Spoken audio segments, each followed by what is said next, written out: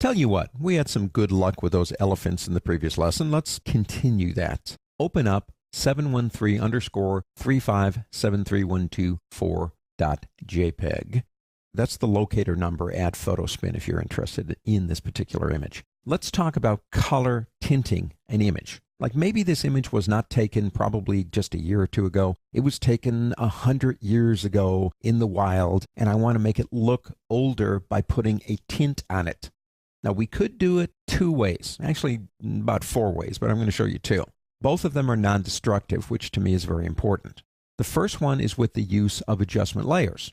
So with our image selected right here, come down here and click this button here if you want to do it this way, and actually go into black and white, or you can use the buttons up here if you want to, doesn't matter. And we have what's called a black and white non-destructive adjustment layer. Absolutely love that. Up here, you have some defaults on black and white. The image is staying in black and white. As a matter of fact, if you are converting an image into shades of gray, this would be one of the best ways to do it because you have all the control in the world. And if you don't like any of these presets up here, you can basically come down here and begin playing around with it yourself. You can do anything you want to. We want a tint. So if you click this button right here, by default, what it's going to give you is more or less a sepia type of tint. But the cool thing is, if that's not exactly what you're looking for, what you can do is come over here and begin making your own adjustments. You say, why are we dealing with color? Because the color's still there. It just mixed into shades of gray. Those channels are still there, and we can still manipulate them and achieve our very own tinted look to this particular image. Now, if you click this button right here, basically you can then choose, well, any color that you want. You say, well, honey, that's a little bit intense, and I agree, but let's leave it there for a second and click OK. Let's say we like the tint, but it's too intense of a tint. One of the things that you can do, because this is an adjustment layer, is come over here to opacity in the layer itself and lower the opacity of that layer. Now, if you keep going, you're back to the color. So here's the problem with doing this. If you like the tint, but it's too aggressive, so you're lowering it down by clicking over here and dragging, you are beginning to introduce color back into this image because the transparency of the layer is allowing that to happen. And I don't want any color. I want tint, but not so much. So here's a trick if you do it this way. Go back to background. Go back to our little button half moon here and go into black and white again. Okay, what you've done is you're filtering the tint through this one, which interprets that image as being in shades of gray. Now, the cool thing is, if you have this one selected here, you can then come up here and, well, we could try some of the defaults.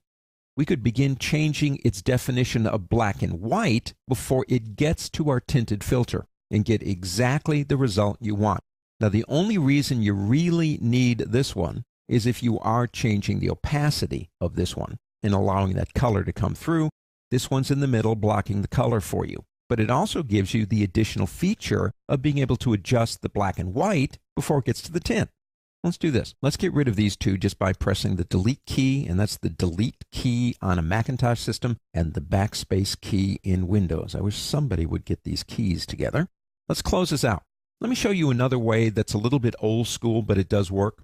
If you want to tint this image, create a new layer directly above the one you want to tint. We only have one. So click the new button right here. Now come over here and choose the color that you want to tint it with. Now I'm going to use one of these down here, like one of these light sepias. Now that changes over here my foreground color. And I want to fill that layer with that color. The shortcut is different on Mac and Windows, but it's the same keys. If you're on a Macintosh, hold down the Option key and press Delete. If you're on a Windows system, hold down the Alt key and press Backspace. And it's going to fill. It's just a quick way to do it.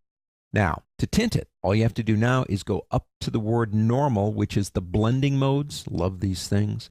And come down and select Color. That's it. Now, if you want to reduce the color some, you can use opacity like we did before, but you will have some trouble bringing the color back in if you do that. This way isn't as perfect as doing it the other way. It's more of an old school method for tinting an image. It can be any color you want.